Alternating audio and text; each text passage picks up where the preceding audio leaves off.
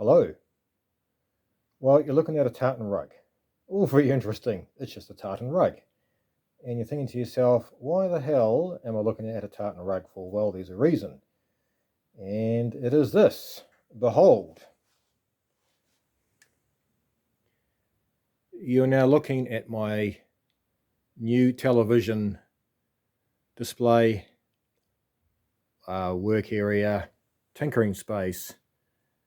Finally, after several years, I finally have a space to actually work on, watch, and display virtually all of my TVs.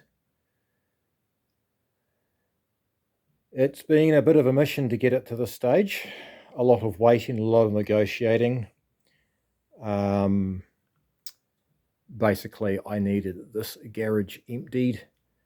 Long story, but yeah, it involved a ex-partner and a relationship, which ended about 5 years ago, and it took 5 years to get everything out that wasn't mine. But we won't go any further on that. It is so fucking great. Apologize when to finally have the space. It is just, yeah, it's great. It's what I've been wanting for a long time. So yeah, you're looking at pretty much most of my TVs. Some of these you have seen, some of them you won't have seen. And yeah, it's going to be a two-part video. The second part of this video is going to be on another set, which I've currently started on now that I've got the space. So a little bit about that later. So here they are. Here are all these sets that have been, unfortunately, a lot where they were sitting. The previous storage space, including a lockup, dampness, condensation, hasn't been all that kind to them. Some of them anyway. This is not a. This is set up. It's set up pretty well. The sets might go through some position changes. It might change things around, but for now, I'm really happy with this. It's just this corner here I've got to try and deal with. I haven't dealt with this corner yet. I just haven't dealt with it at the moment. But yeah, so this is pretty much all my TVs.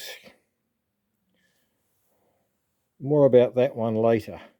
That's a kind of hint as to what I'm working on. If any of you guys recognise that, you're probably all diving under your workbenches or trying to escape, if you know what I'm talking about. Yeah, it is just fantastic to have the space after so long. I'm sorry, I will keep going on about it because you know me. But yeah, actually having some space as well to like pull TVs out and actually, and these ones here, I can actually, I can get to them. I can get around the back of them now. All I can do is I can just pull the set out and turn it around and access it, which is just haven't been able to do this. Haven't been able to do it. So yeah, it's really, really good. Hopefully it'll give me a bit more inspiration. Well, it has already given me some inspiration to get into a couple of sets, which I've been wanting to sort of get at for a while.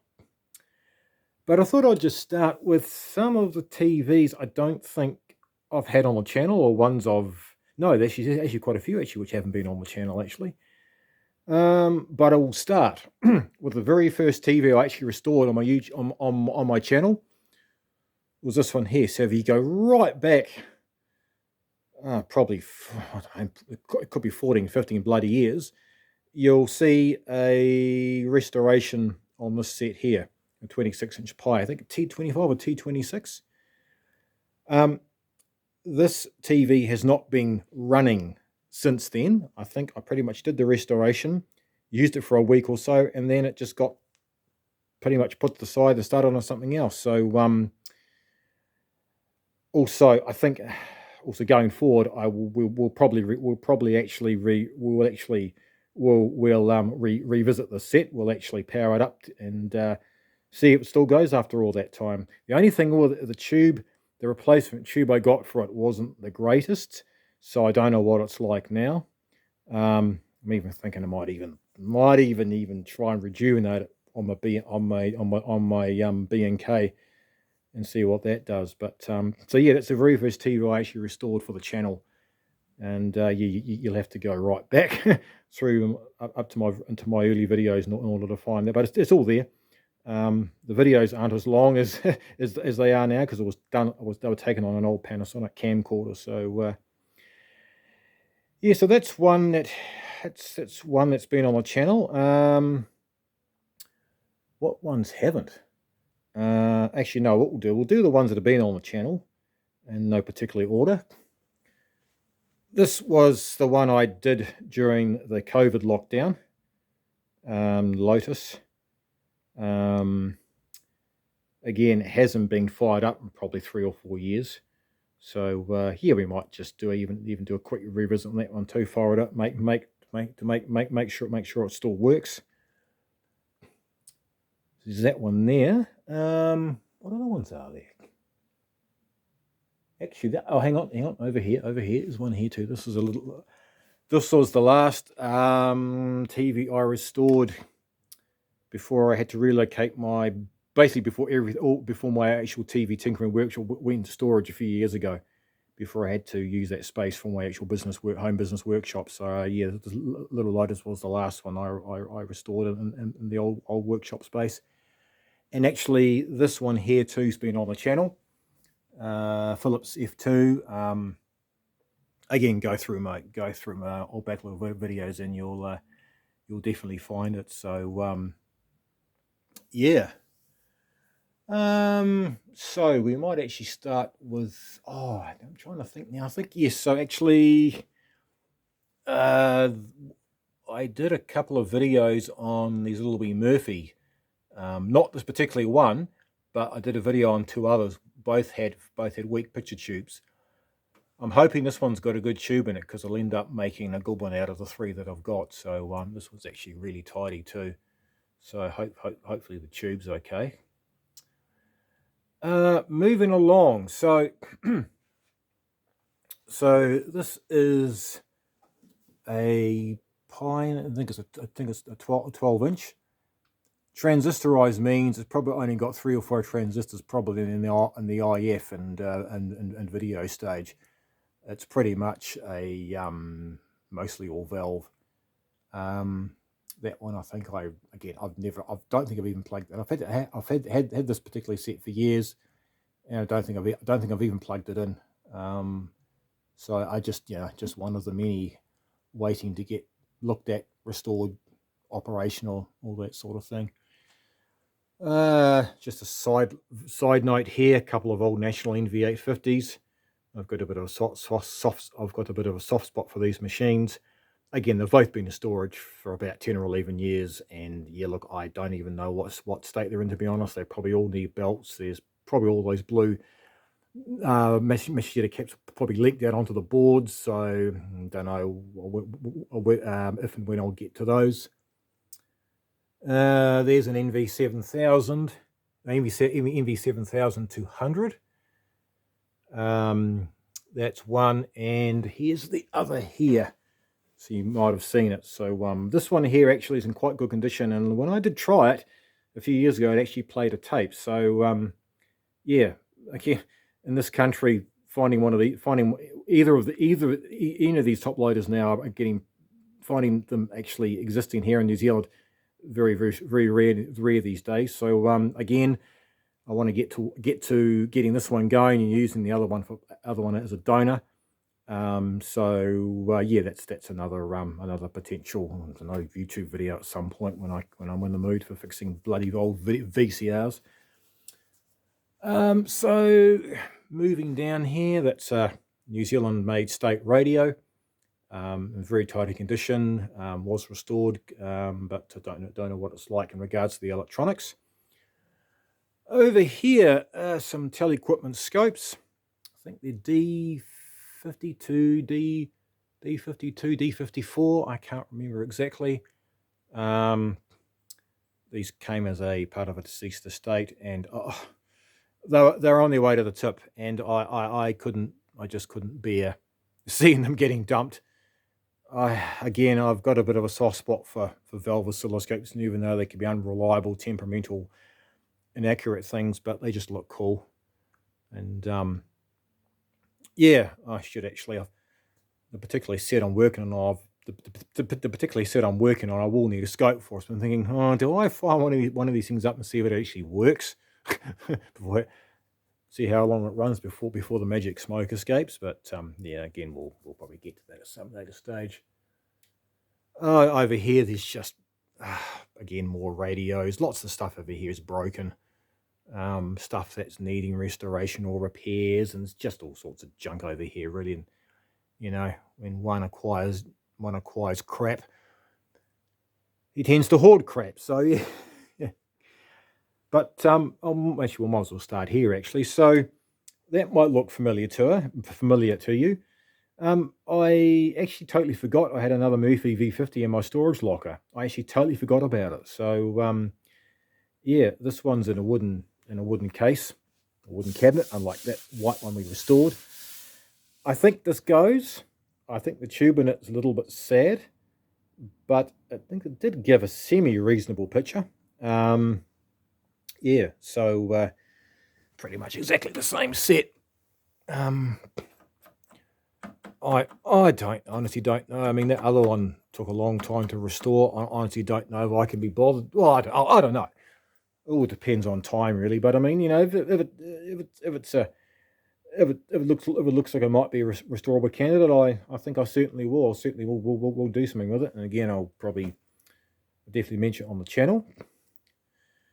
I don't know how long this video is going to be, guys. So yeah, you might have to bear with me. It's probably going to crack on an hour. I'll probably end up losing my voice by the time we've finished. Well, maybe not.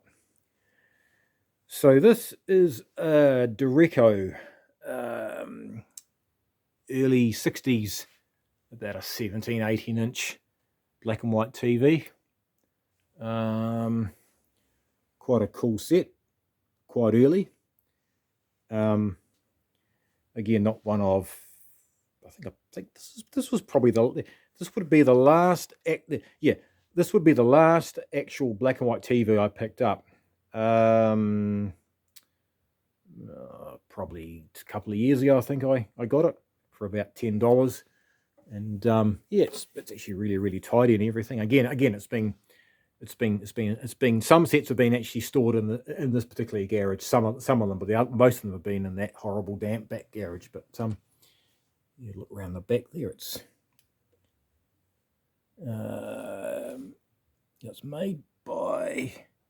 manufactured by Dominion Radio and Electronic Corporation.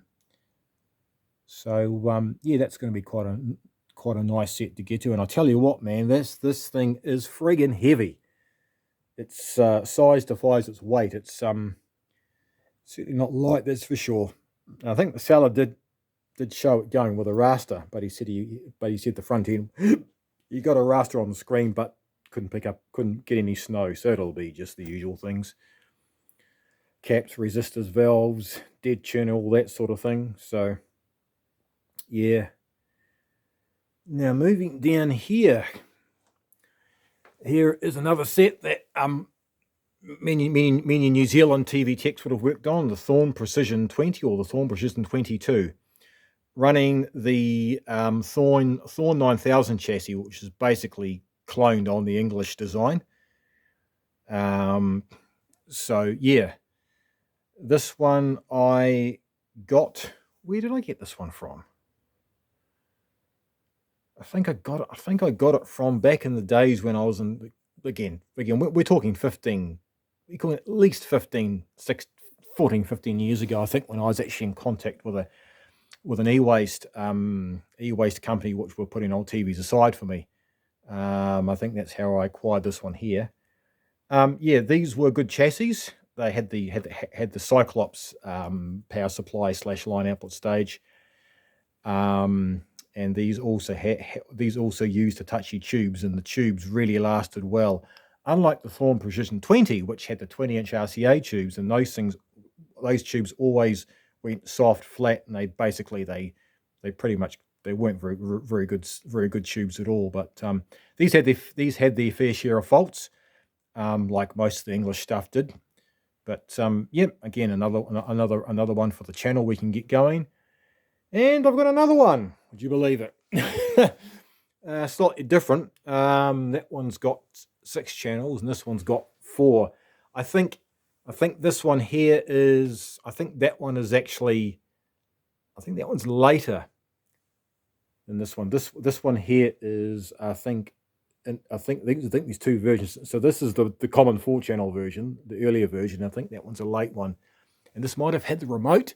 Oh yeah, yep. This one had. This one also had a ultrasonic remote as well, which I don't have, of course. So you know, we don't need the volume up all the way.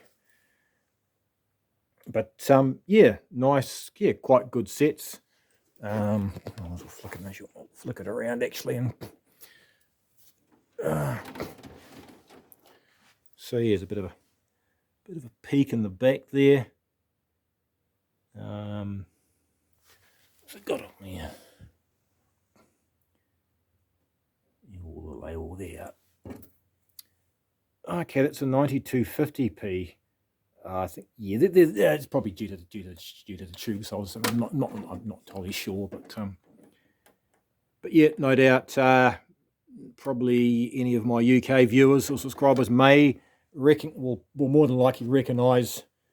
Well, they'll certainly recognise the set I'm gonna feature this evening. But yeah, good old 9000 chassis again. They were loved and hated by TV techs, just because of their silly Cyclops arrangement. So I might just move that down. Might move this out of the way, and we'll look at this other older one here. So this one here is actually a Philips kit set TV, made by somebody, don't know who. Extremely heavy. The amount of bracing in this cabinet, you could probably throw this thing off the roof of your house. It would probably hit the ground and bounce. I mean, that's almost an inch thick, and she's pretty solid. I would love to show you inside it, but I'm not about to try and move it. Not at all. Again, based on a Philips kit set or an EDAC kit set design. And yeah, we'll at some stage we'll get to it. Yeah, I think I've got enough TVs here probably to last me for the rest of my life by the time I get them all going. But yes, it's certainly a disease. So this one down here, this is an Admiral. Quite a nice looking TV. Again, I've had this one for quite a long time. If you go through my I've got a blog. I've got an old New Zealand vintage television blog. I think there might be a link on my channel. You'll actually find some of these sets actually documented in there, and a few photos and bits and pieces. But yeah, this is an Admiral from probably the, I'm guessing, mid 60s. Really, really nice looking set. I love the look of it. I love the layout. It's actually still an amazingly nice condition considering where it's been stored. But the chassis is across the bottom. It's a vertical line chassis, and apparently they were a bit of a pig to work on, and apparently they weren't a very good TV apparently. So I think probably based on an American design, because Admiral, I'm pretty certain there are some American sets called Admiral, I think. Don't quote me on that, but yeah, again, I'd pull it out. But yeah, it's on wheels, and I know one of the wheels is slightly wonky on it, so I won't pull it out. But yeah, right. So the one above it, it's another Pi. That's essentially got pretty much the same chassis as this one here. A lot of the Pis had a very similar chassis. I think T25, T24, T23, T25. This is like an older version of it. It's got a high definition 23. Again, I got this, I think, off Trade Me for a few dollars back in the day. Does it go? I think it does go, but it's got some EHT issues. But I think it did work last. Again, we're talking, a long time ago. So again, another one to look at and do a triage assessment on. And moving across is, hey, look, it's another Pi with pretty much a slightly updated chassis. I think that this is maybe the T26 and the hybrid transistorized IF front end, whereas this one here uses valves, but this one's pretty much everything else is exactly the same. And unfortunately, you can see all this. Now this set was mint when I got it, but the dampness has taken its toll on all the chrome. I'm guessing whatever the polished chrome or the plastic, whatever the shiny bits is all fallen off. So not quite sure how you could actually clean that up. You could just, I don't know whether you could sand it off or paint it or something, but yeah, I don't know. I don't even know what was there, to be honest. But it was, when I got the set, it was really immaculate, and I know it's got a really good tube in it too, a really good tube. So I'd feel a bit bad. I certainly want one I wouldn't want to wreck, that's for sure. But again, it is what it is, and we'll get to it when we get to it. So the one down here, this is unfortunately that got broken off when while it was moved. So this one here is a Majestic. It's called a Vivid Vision. Made by Dominion Radio and TV, the same company that made that Dreco. They're pretty much just a very similar, like a later version of the smaller set. This one I fully restored. Well, basically, probably the second or third set I actually probably fully actually restored properly. Yeah, this one actually goes really well. Although I did fire it up when I moved in here, and I think I'm sure the tube was better. It gave a better picture last time it was running, which was several years ago. So I don't know whether the tube's aged or what, but no, it all goes. And again, I will definitely we'll pull it out, and yeah, we'll get it going and show you inside. And yeah, it's basically a working TV. So yeah, so that's that one there. And unfortunately, the cabinet has suffered a wee bit, but yeah, unfortunately, I know nothing when it comes to restoring cabinets, so I just try and clean them and look after them as best I can. So moving along to this one here. I've had this TV, this black and white, this particular Philips black and white, this was the catalyst. This is what started me off deciding back in the 1990s, these old TVs, just I've always liked old TVs, and I thought, right, this pretty much what started the collection. So I got this for $5 off an old gentleman locally. I actually went to his house to buy some old radio parts and happened to see this in the back room. And he says, "Oh yeah," he said, I brought this TV new back in the day, rah. I said, "Oh, do you want to see?" He goes, "Yeah, you can have it for $5." So I loaded it into the back of my Triumph 2.5 and took it home. And yeah, whenever I've moved, this has moved with me. And yeah, it's actually survived. Actually managed to survive quite well, actually, considering it's been moved in three or four storage places. This runs the S8 chassis. So we've got series strung filament, high Z, high impedance, audio output stage, and yeah, really good set, goes well. It's always had a bit of a linearity issue with it, and I've never been able to find out what it is, but I have a funny feeling that it might have the wrong filter cap installed, or there's something funny with its power supply as well. So I had that thing. I had actually these were the first two sets I actually powered up when I got them in here, just to see if they still worked. But again, we can always look at that. We can again one we can always look at again at some stage and show you inside it. The one in the middle, essentially the exact same chassis as that one, the S8. Actually really quite like this whole sort of, it's got that sort of Danish kind of mid-century look to it, with the all wooden cabinet, wooden scutcheon, and the channel selector is at the side there, so whereas this one's on the front. But yeah, essentially the same thing. I think this one might be slightly later than that one, but I don't know. I'd need to. Unfortunately, I don't have brochures or catalogs for some of these TVs with dates, so I just don't know. But this set does work, but the tube in it's a little bit tired. But it does work, and again, one for the channel at some point. And this one here is a Philips F2, just like you've seen a few videos on the F2. And I thought, well, these three was quite a nice combination, having the three sets. And again, this one here has got the wooden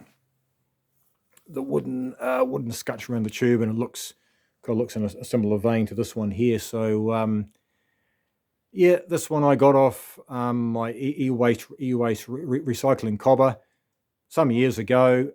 It's tidy-ish, a little bit knocked around, and I think it goes, but yeah, again, I can't remember exactly what the fault was, but I know there was some issue with it, but I can't remember. And up the top here, a little baby Sanyo, or what me and a couple of mates call them, Sanyo. We swapped the N and the Y, so we basically called them Sanos. So yeah, this is probably a mid-70s color set. Was working last time I tried it. Don't know if it works now. But yeah, just one. I haven't got many Sanyos, but yeah, no, that one was only $20, and I thought, well, yeah, it's white and it's quite cool, so I grabbed it at the time. Moving down, this is a. Oh, I forgot to mention the other bell too. This is a. Oh, I guess I haven't gone over yet. So this is a bell from maybe early 60s, one of the earlier sets. Actually, really tidy condition too. Really nice condition, nice and tidy. I actually quite like the look of this. It's got, someone's changed the lopty in it, and they've mucked around with a few of the componentry around the boost voltage and all the whole EHT flyback line output section has been monkeyed with, and it goes, but it's not 100%. So yeah. Again, another one we'll get to. And the classic iconic Philips K9. You've seen an in-depth video on one of these sets on my channel. Not this one here. This is a 22. My other one's a 26. This one here is extremely original. It's one of the earlier K9s. It's got the 140. It's got the A56 140X slow heat tube in it. Basically, so that means it is an early set, and the tube is a little bit soft, but it's still, after about 5 minutes, the picture on it's quite respectable. But again, very original, and hasn't been molested with in any way. And as you can see, how much use it's had. normally the power switches on these wear out, but as you can see, it hasn't had much use. So yeah, probably a low hour set. And yeah, I mean, I've been offered so many K9s over the years, and I think, no, I've got a 26 and a 22. They're a great TV. I've fixed a lot of them over the years. I don't need any more. If I had the room, I'd have more, but two's enough. So down here is a Pi CT103. It looks a bit similar to the CT104 that I featured recently on the channel, but this is a bit different. It's like the CT102. It's got the two boards either side that swing out. But this is pretty much an updated version of the 102. These are actually a good TV. This was given to me by a friend whose other relation was shifting house, and do you want this? And I said, hell yeah, because I don't have any CT103s. Again, I've had this set for quite a long time. So last running when tried. Don't know if it still runs now. Another one we'll get to. I've said that a lot, haven't I? We'll get to them all one day, but right. So going down here, I forgot to look at this. So this is another Bell TV204 or 203. A lot of the bells from this era were based on a Philips design, and they also used Philips components in them as well. In fact, we can probably actually, we'll tell you what to do. I'll actually take the back off this one because it's only got 4 screws. So I'll take the back off this. We'll have a quick bow peep inside, and we'll see what that's all about just quickly. Now, what other ones have we got to look at? So down in here is a Philips Deluxe F2. So this is the real fancy. This was the fancy Philips. So this is an F2 in a very fancy cabinet, and yeah, it's actually, the cabinet's in quite nice condition, but unfortunately the top is really quite marked and scratched, like I must have had something spilt on it at some stage. Yeah, nice tidy condition. It's got a brilliant tube in it. Well, last time I used it, it didn't. I think it needed a new lopty and a few other bits and pieces. I kind of went through it actually. I went through and recapped it and sort of restored the chassis. But yeah, the set did go really well, and I can't see any reason why it shouldn't still go well. But again, it'll be something else I'll fire up at some stage and see if it still works. Oh, of course, yes. And this thing here, this AWA Murphy Super Signal. I think this is a 35 series chassis. Again, one of my earlier restorations for the channel. You'll have to go back, probably again 13 or 14 years, and you'll see probably a 7 or 8, 9, 10 part on this one here. Don't quite know where the knob went. Must have got lost in the shift, and but yeah, I haven't fired this up in a very long time, so I don't know what state it's going to be in when I get to putting power on it. Now, this one down here, this is an English Bush. Well, English, I'm not quite sure whether it was a UK or whether it was an export model, but yeah, quite a fancy thing with the bread bin sort of, with the bread bin doors.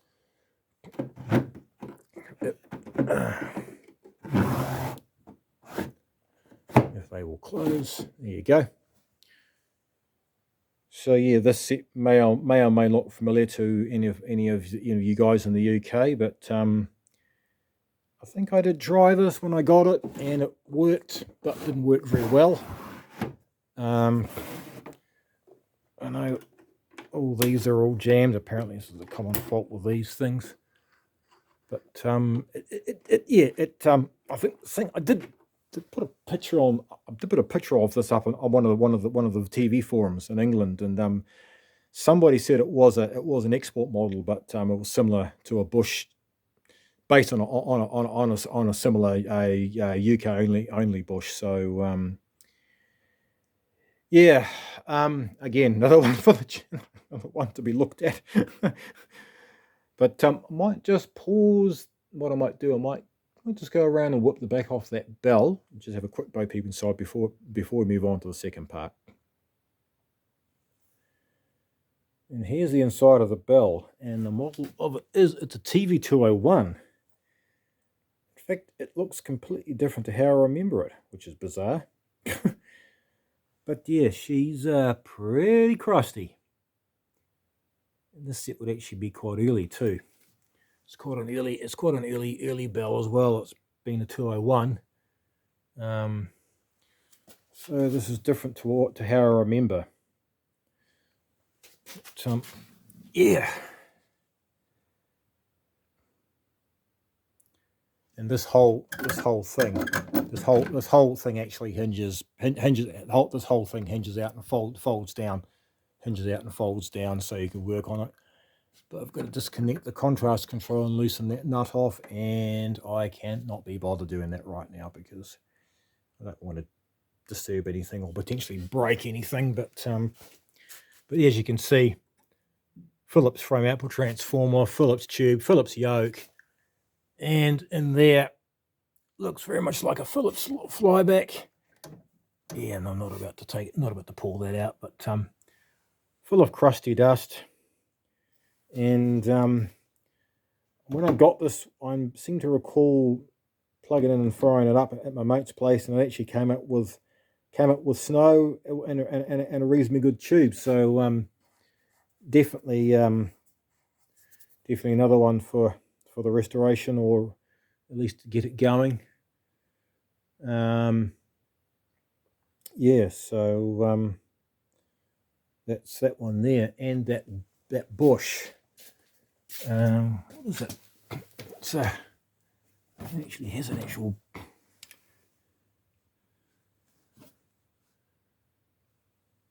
Yeah, so it's not UHF. It's just VHF band 1 to 3. Product of rank organization. Here we go. Television receiver type EV868C. So yeah, again, I'm not about to pull the back off it, but looking through there, some of you guys in the UK might recognise it and say, oh, it's that chassis XYZ, and you'll probably say, oh, those things had really shit loppies in them. So thanks for that. So that's what I'm halfway expecting. But oh shit, there's even a tone control on the back here. Yeah, bloody tone control, brightness, color, all the controls are on the back. Okay, a bit of a pain actually. Why have them all on the back? What a pain! Should at least have some on the front. That's ridiculous. It's stupid. Oh well. But yeah, there we are. So it's a EV868C is what it is. And that's that one there. Right. I will pause the video. And I will get on to the main feature of this of this update, whatever you call it. Yeah, all right. So I'll just pause it for a second and back in a tick. Well, this is I guess this is the second part of the video. This is the main feature, or well, not the main feature, but basically this is the set that I've been wanting to actually start working on for several years. What you're looking at is a Thorne TX574, which is pretty much the same as the Thorne 3000/3500 chassis that was used in the UK. This particular TV in this country is extremely rare, extremely bloody rare. These, when I was fixing TVs in the 1990s, we never saw these. They were around, but they came in and we just instantly wrote them off because they were already well past their use by date then.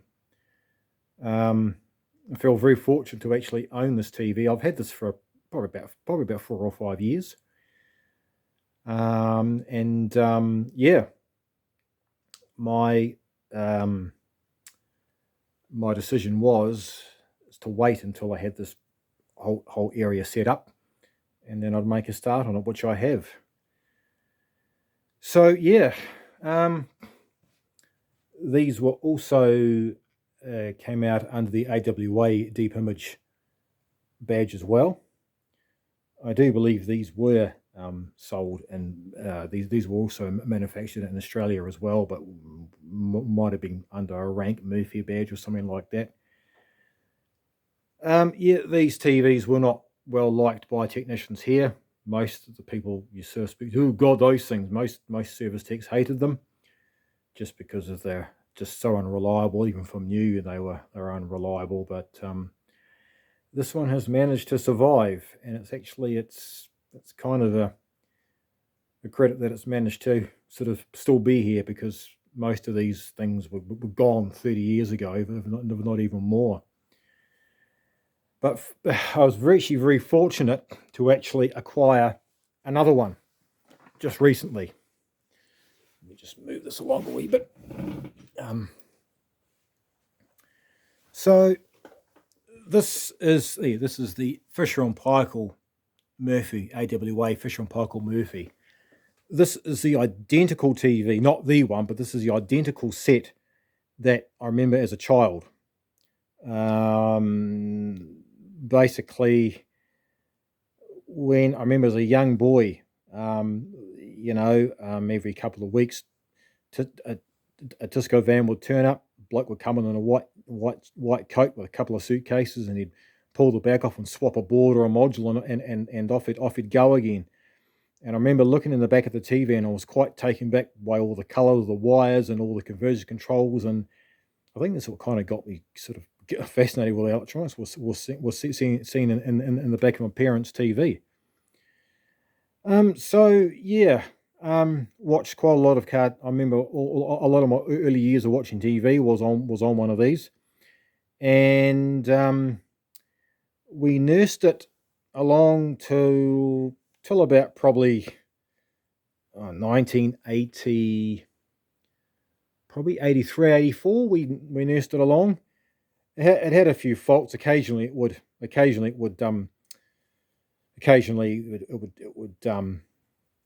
the time base would stop, so basically you'd get frame collapse, and Dad would go up and give the back of a hell of a whack, and that would restore the picture. And I remember one night it did it again and did something, and he went and bashed it, and there was an almighty bang, and it stopped working, and some smoke came out. And he's like, right, that's it. I'm sick of this bloody thing. We're getting a new TV. And so he traded it in on a National Quintrix, and that set never broke down. The tube wore out, but it never broke down. So hence my sort of, sentimental reasons for wanting to get one of these.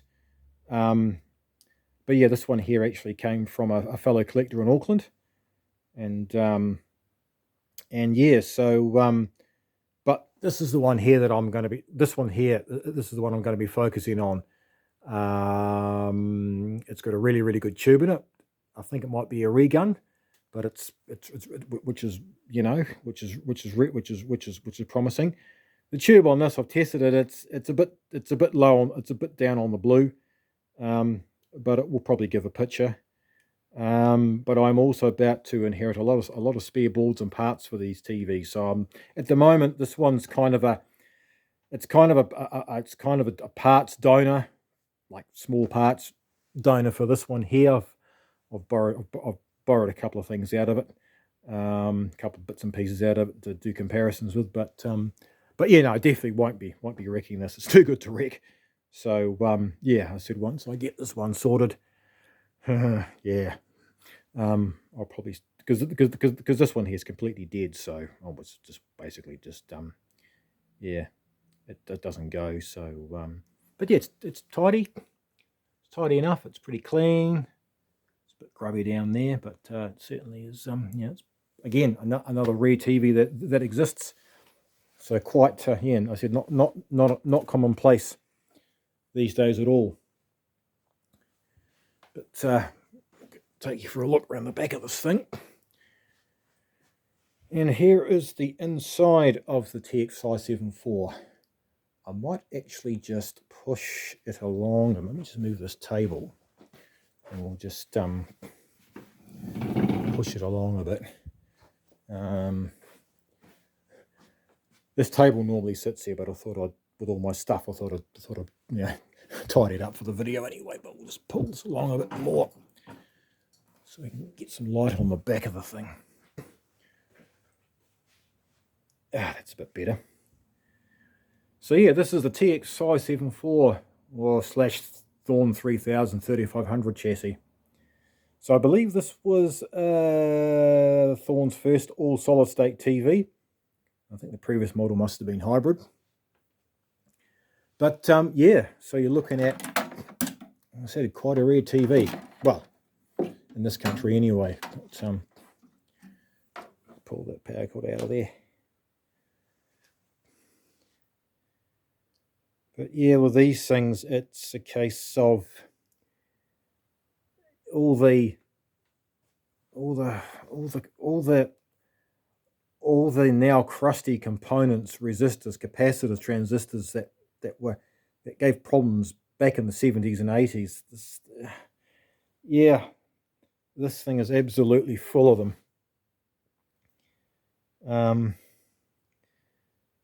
I think, yeah, I'm probably going to have to have a fair bit of patience when working on this. I'm not overly bothered. I look at this purely as a challenge, because that's, you know, that was the whole reason for wanting to get one, is the fact that it's actually going to be a real challenge, this thing. I'll just grab that torch. Actually, I don't really want to pull the. Just grab this torch and we'll have a bit more of a bo peep inside so you can see a bit closer. But there we go. But I'll tell you one thing, I will give these guys their credit on the fact that every board is serviceable and it comes out. You can get at everything. It's a credit to them really for the way they designed it. It really is. It's definitely, while they were probably quite a complicated, troublesome TV, servicing wise, they're actually, you know, pretty good really.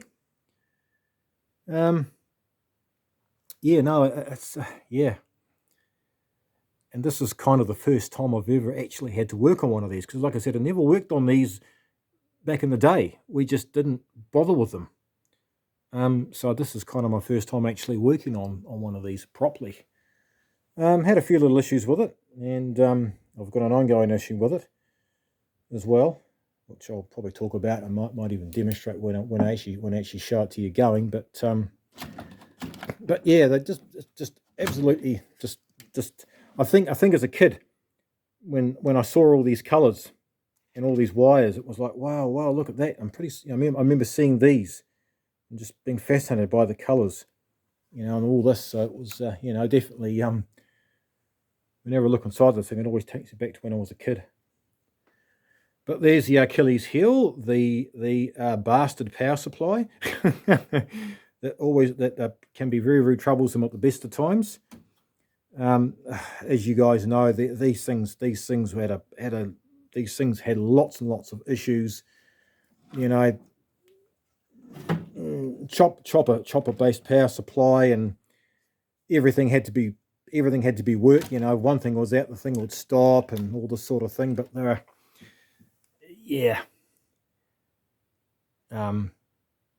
everything had to be working before one of these. These were quite a troublesome, quite a complicated power supply. Like I said, I haven't. The power supply is running at the moment. It does. The power supply is quite lazy and slow to come on. The picture kind of fills the screen and makes a few weird noises, and the power supply sort of squeals and makes these odd noises. But as it's coming on, so I'm not sure if that's in here or maybe in the line time base. But well, you know, looking at that won't be helping matters. But it's going. Kind of don't want to disturb it while it's going, because I've got some other faults I want to try and get sorted, and then once I get these other problems sorted, then I'll probably move on to the power supply.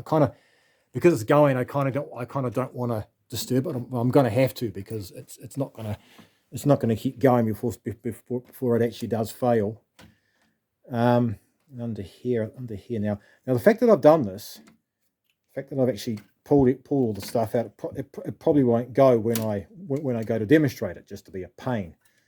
I'll probably disturb something. So, but here's the line time base under here. As you can see, it's yuck, just yuck. It's horrible. All those resistors will be out of tolerance. There's crap resistors and there's crap bloody caps as well. Yeah, certainly a the jelly pot lot. There's a reading up on the setting the EHT and all that sort of thing this afternoon, and reading through all the service notes on it and things like that. It's like, oh god, almost daunting. But yeah, I'll it's definitely had a few repairs around here, but that part of the dropper's gone open. Someone just taken 100 ohm resistor across there. That's looking pretty sad. And like I said, because it's going, I don't want to disturb it. I'd rather sort of attack it I'd rather attack the power supply when it stops working. But no, I'm slowly finding my way around. I haven't touched any of this at all. The only two boards I've worked on is the frame board. Worked on the frame board and the video board. The video board had a couple of faults, and so did the video board. And the video board, I think the video board has still got a fault, or a fault tied up with the brightness or beam limiter or something. But yeah, you might get to see the fault on the might demonstrate itself. But yeah, this had partial frame collapse due to one of those. It was one of those Callan's caps had gone open, so it's just a new replacement one on there. But yeah, there's still those horrible other law. Like I said, I've only just changed that cap to get a full vertical deflection back. But yeah, interesting how they've got a choke based frame output stage. It's interesting that's almost valve. That's pretty much valve, sort of almost a valve technology there, but using the transistor. So yeah, interesting. Choke based sort of vertical output. Transformer choke based. Yeah. Here's a couple of new electrolytics I put in there. They were causing brightness issues and all sorts of other weird things to go on. Grid bias voltage was drifting on its own, and the clamp voltage was climbing as well, and the picture was getting super bright. And yeah, so there's a couple of two caps I changed in there, but there's still some more electrodes down there I need to change anyway. But yeah, no, this is definitely going to try my patience.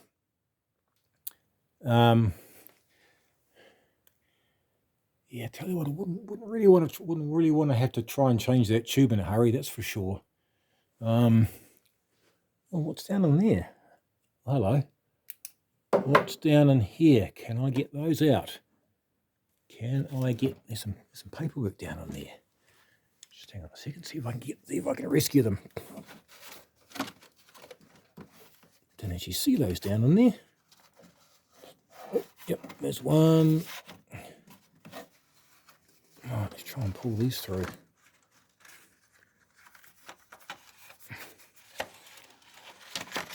Now, what did he say?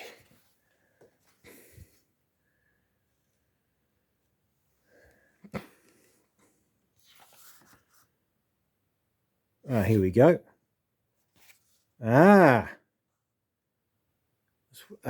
This would have been when the tube was regunned. Television picture tube guarantee certificate, Electronic Components Limited, Royal Oak, Auckland, I think. There we are. 7th of the 4th, 89. That was probably this was probably a lot long before it was probably taken out of service, this thing. Because that's pretty much when all the service stickers on the back of the set stopped as well. There you go. Oh, hang on. Here you go. Here you go. 10th of the 4th, 89. Going light, regun tube.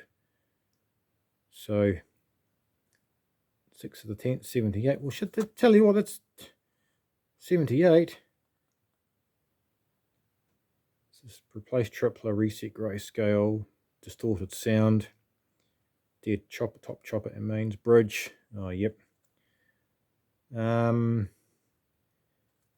Yeah, but on the actual back of the set, there is a plethora of service stickers. Back's over here actually. So yeah. Even going back to, holy hell, even going back to 1975. Yeah, 84, 82, 84, 84, 80, 80, 82, 84, 75, 75. So yeah, this person certainly used it. Definitely saw some use, that's for sure. But this was typical for these things. This was typical for them to have all the. Oh, it's a back panel too, by the way. So model 2601. That's what the back panel looks like. So yeah, looking at that other card. So yeah, 78, and it actually. That's actually not bad. It actually from 78 to 88. It actually to me it looks like it might have actually run for 10 years with trouble 3 until looks like it might have actually been alright for 10 years before I started giving problems again. So yeah, 89 regun tube. So I'm guessing they probably paid to have the tube regunned, and then probably paid them a friggin' fortune, and then probably. Because I know with Tisco they had like a rent. They basically people rented they rented the TVs, and group rentals. I'm not quite sure. I don't think it's a group. But yeah, we had like a they didn't own. They basically rented them, and they paid a fixed amount every week, every month, and that also included the actual the servicing of the TV as well. That was all covered. They had that scheme here. Probably similar to England, but yeah, there you go. So I'm guessing the set was probably retired in the 90s, and like most things, probably sat dormant for decades, and then some idiot like me decides to want to rescue it and to get hold of it and rescue it, and breathe him some lot, bringing it back to life with it kicking and screaming. So. The only thing is the cabinet's quite tidy, but only thing is this side's suffered a bit of damage. Must have been on that side and just being moved around. But the top on it's fairly good. It's actually really it's quite tidy all around, to be honest. The front's nice and tidy, and yeah, it's not a bad looking set all around. All right, might just close this down again. Close that down. So we're getting on to an hour here. I need a drink of water. So the servicing documentation is another thing all on its own. Just brilliant, absolutely just brilliant. Installation instructions. Yeah. I mean, yeah, this bit bores you, just skip through, but just complex. Well, yeah, I guess not complex, but I guess if you're, I guess to the service techs back in the day, of all they were servicing were colour TVs, and of all the techs that were servicing black and white TVs, all of a sudden I had one of these things shoved under their noses, like, oh God, it'd be quite daunting. Even for myself, because I never worked on one. It's actually quite a daunting set, because it's just quite a lot to them, really. Lots of discrete componentries. I think there's only 1 or 2 ICs in this thing, so yep, it's going to make it quite a challenge, I feel. But yeah, I've got I've got a plethora of. Okay, this is actually somebody's got some test point for all the power supply voltages.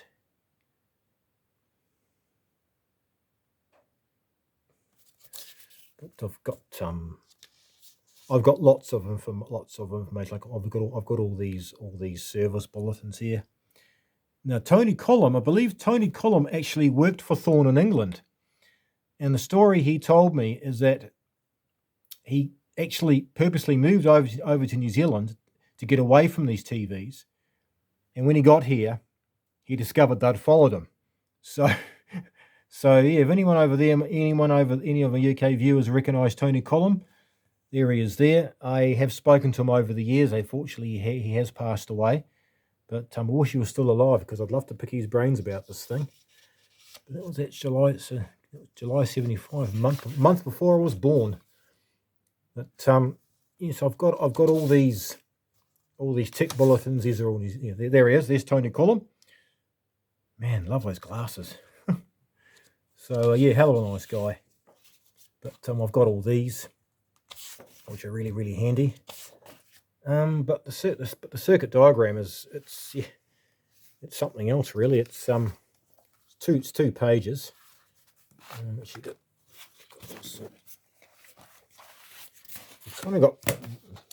You've got one on like an actual. So yeah, you've got your power supply here.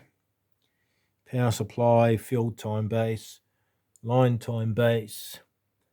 It's all your EHT flyback, A1s. It's all your convergence there.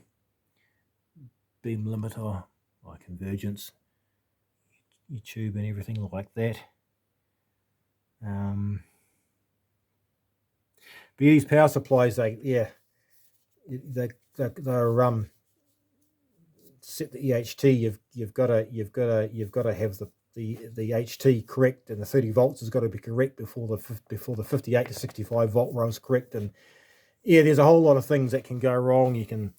Things fail that blow the chopper, and then the over voltage protection trip thing that can cause problems too. There's a whole lot of the power supplies were the Achilles heel of these things. Yeah, they sort of they ran quite hot and drove the components quite hard. But I'm still learning about these things actually. But I'll soon get to know their quirks. Yeah, here's the same circuit again. All these notes written on it.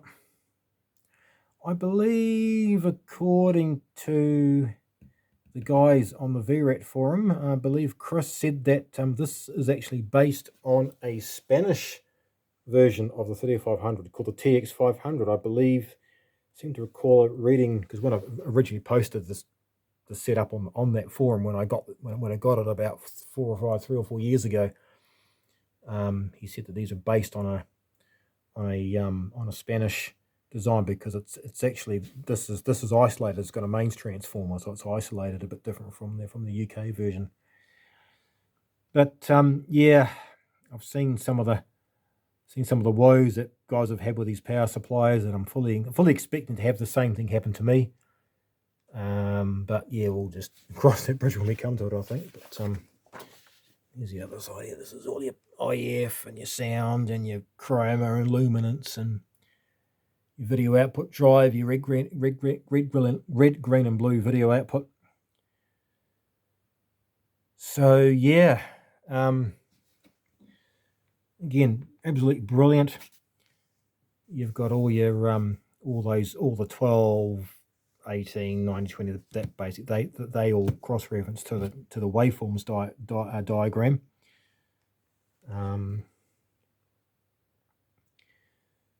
So yeah, it's but yeah, I will attempt to do a running video update on this thing when time allows. And yeah, I can't promise it's going to be, I mean, yeah, I basically when I get time and when I'm in the mood, have to be in a certain mood for working on all TVs. I will, yeah, when I have a win or an interesting fault, I'll try and document it whatever way I can.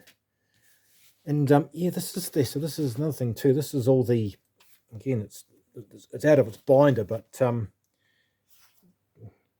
goes through and explains how to set the explains the chroma, how to set up the chroma. There's one for the chroma, one for the IF amplifier, there. Goes through, tells you how to set it up and everything. There's a wiring diagram which I've had to use. I've had to use it to get familiar with the numbering system between what wire goes between socket A and socket B, or socket 19 and socket 20, or plug 9, plug 6 and plug 8 and things like that. So there's just a diagram there. And some of them actually had a touchtronic, basic capacitive touch set up like the bells. Yeah, they're touch, not one from not applicable to me. Set up your purity, grayscale, and convergence. All your setup there, and your power supply. Service notes, how to fix it when it goes bang. So there's a whole lot of troubleshooting notes there as well on that. But yeah, it's really good. Line tone base and beam limiter as well.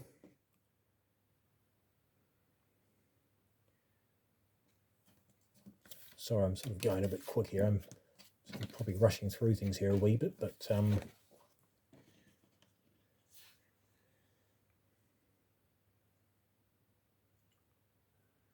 yeah, at least it explains how to set it up and troubleshooting and how everything works, which is really good. So even though it's a little bit daunting, I've got enough service notes and bits and pieces and tick bulletins. I think I'll be right.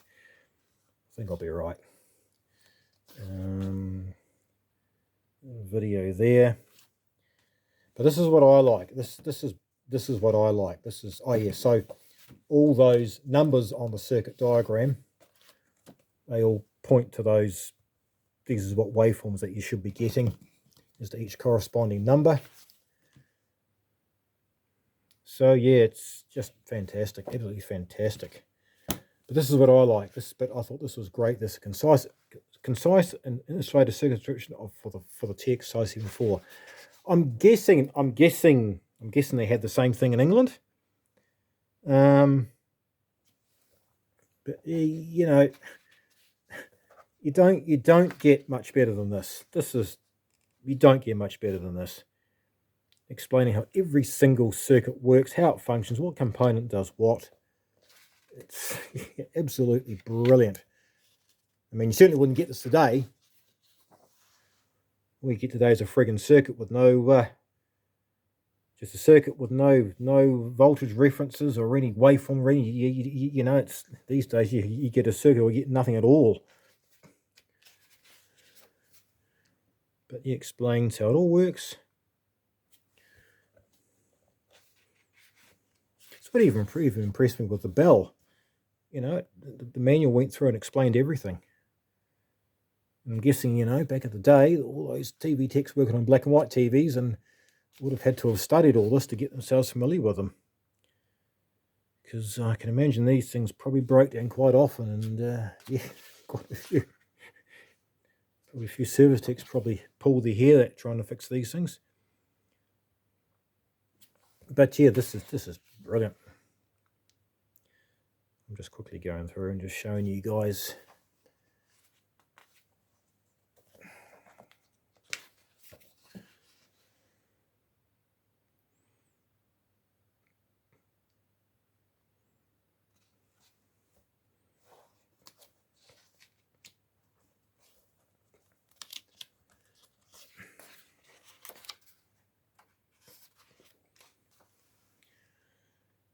Line time base.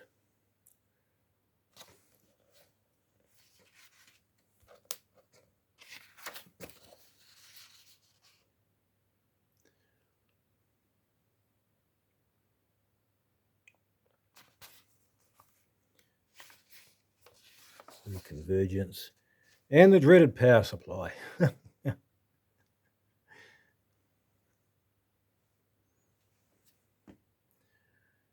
Yes, there's your 30 volt stabilizer. Use your 12 volt stabilizer. There's your chopper. That's your 58 to 65.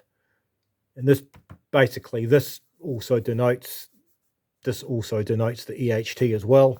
So if this is all going to be working properly before the EHT can be adjusted or set properly.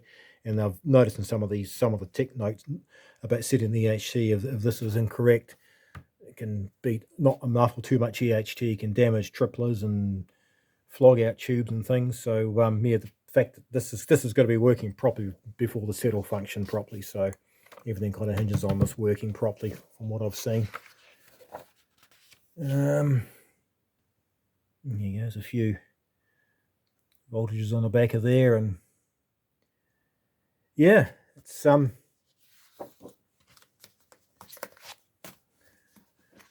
quite the interesting TV.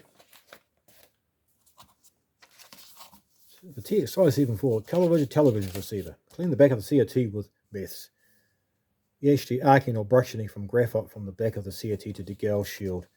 Not use CRC or equivalent. So probably need to actually sit down and sort of go through all this. Oh, and there's also this thing here too, a troubleshooter's guide. TX574 location chart 1. But pretty much it's just you're just changing modules here. You're not actually fixing things. You're just sort of changing modules. I think they had a. I think from memory reading, they actually had like an exchange mod, basically a system where basically you'd send your module in for servicing. They'd give you a recondition one. Basically, it was a constant rotational. Just as the modules broke down, send it back to Thorne, and they'd service it and send it back. So yeah, it's basically module swapping. But I think initially, as the set's probably got age on them, I suppose. Oh, there you go. I suppose as it got older, then as the set's got older, and they moved on with different models, later models, I suppose, and I guess most techs were left on their own to fix them themselves. But thankfully, I haven't really had any problems with any of this sort of. There is an issue with the brightness. I think it's tied up with the beam limiter actually, but not quite sure. I need to, like I said, I think the scope needs to come out for that. But yeah, it's again, having this is also very, very handy as well. I think without this information, it'll be pretty much be in the dark. And of course, a potential, well, a set, you know, I mean, up until I got the set, I had no spare boards or potential spare parts to borrow from this for the other one. But now I'm fine. I think I've definitely got enough to keep at least get one of them going fairly reliably. So yeah, so that's also really handy as well. Oh, it's even a faulty color picture. Where does it say replace the picture tube?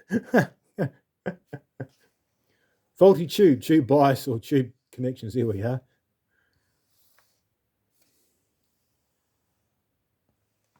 Yeah, interesting. Very interesting. I haven't actually looked at that properly yet because the set hasn't completely clapped out. But what's this? Another one here.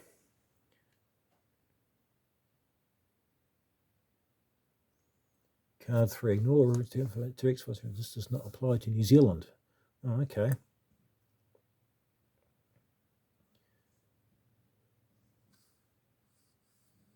Well, that's interesting. It must be like a little TX574 errata of some kind.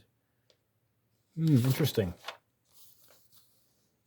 That's interesting to know, that is, about that. All right, well, that's...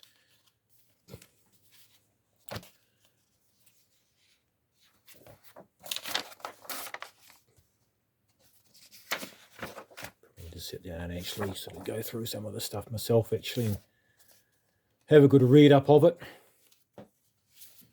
Probably should actually have a good. Probably should read that description and actually work out how that power supply actually works, and take some good bedtime reading maybe. So yeah, that's pretty much the lowdown on the TX574.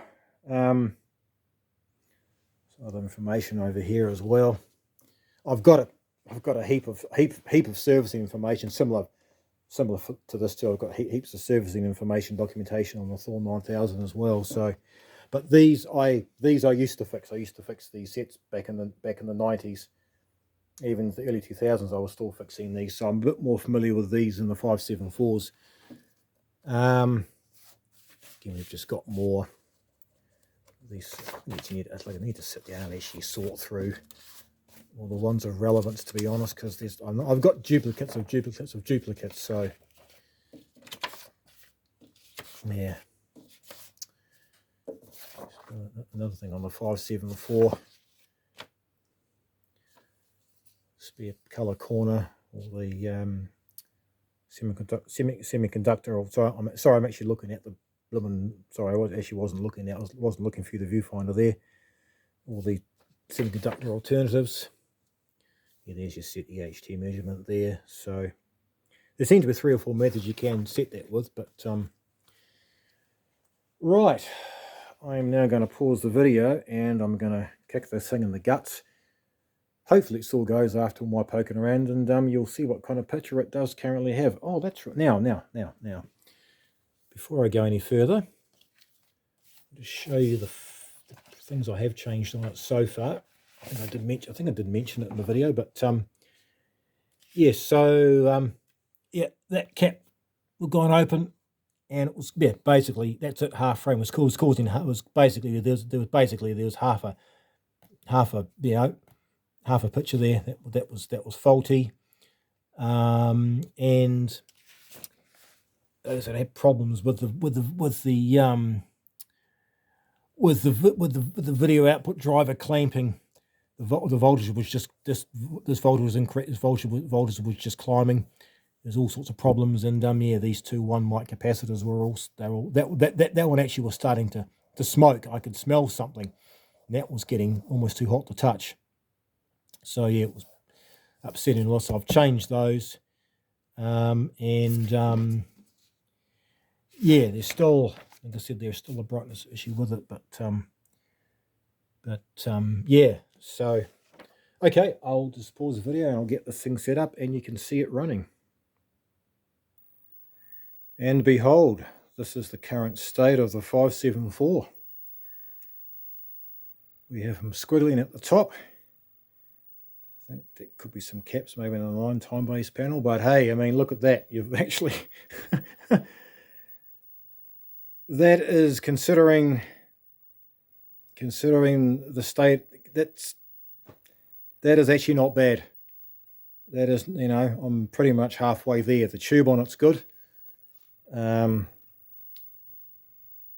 I've just got it running from with that RF modulator. But something's happened to the sensitivity. The sensitivity of the tuner's gone down, because when I last had this on, when I last had this running, it was all clear, but now it's all snowy for some reason. So whether I've disturbed, I'm not quite sure. But and the colour occasionally loses lock as well.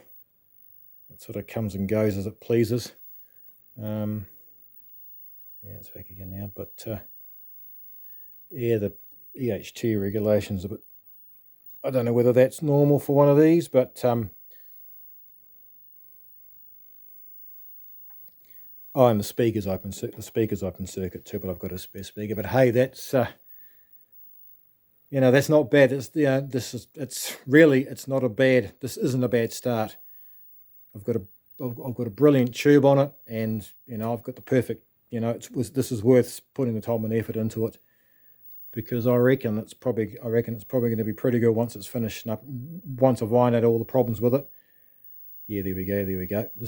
Yeah, so this is the problem it's got. So it's been on for a while. It starts doing this. It's not the brightness control, but there's something that's upsetting the beam limiting video drive, and it's all the voltages go berserk. So I'm not quite sure what's causing this, but yeah, it's interesting.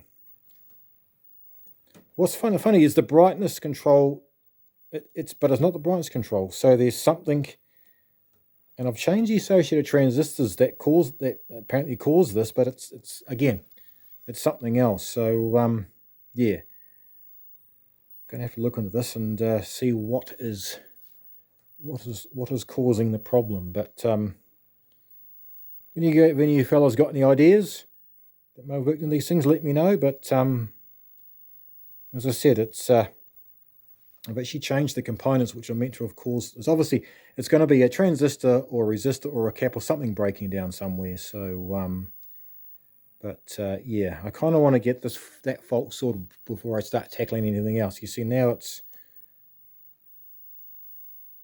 going to be something in there, something in the bright or the beam limiting or A1s, but could even be a resistor. Could even be an actual resistor on the beam limiter board breaking down. But I've measured voltages. I mean, all the voltages appear to be correct, but all the voltages appear to be correct around the transistors. But there is something.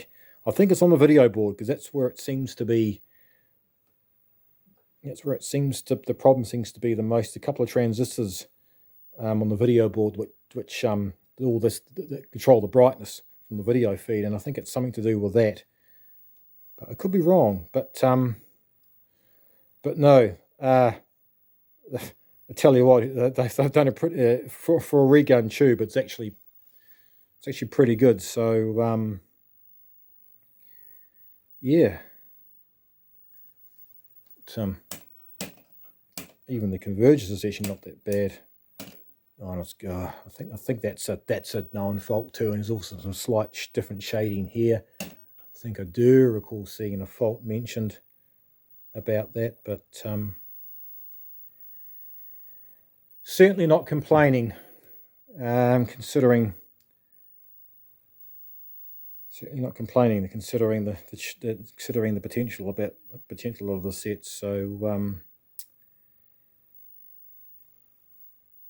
yeah, right. I'm done talking, and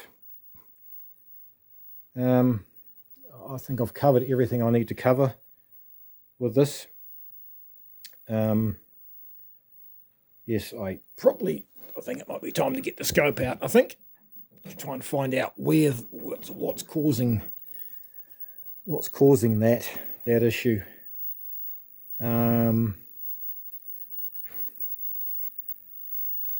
I've changed the electrolytics up there. I've changed that transistor. Actually, one of the legs actually broke off on me while I was trying to measure it, so I thought maybe that was it, but no. But I'll find it. I've dealt with faults like this before, so. But yep, we'll definitely find it. Right. Okay. Well, yep. I'm pretty much going to wrap the video up here. Good God, nearly an hour and a half. It's been a while since I've done a video this long, especially all in one go, and completely unrehearsed, which makes a nice change. Sometimes I have several goes in my videos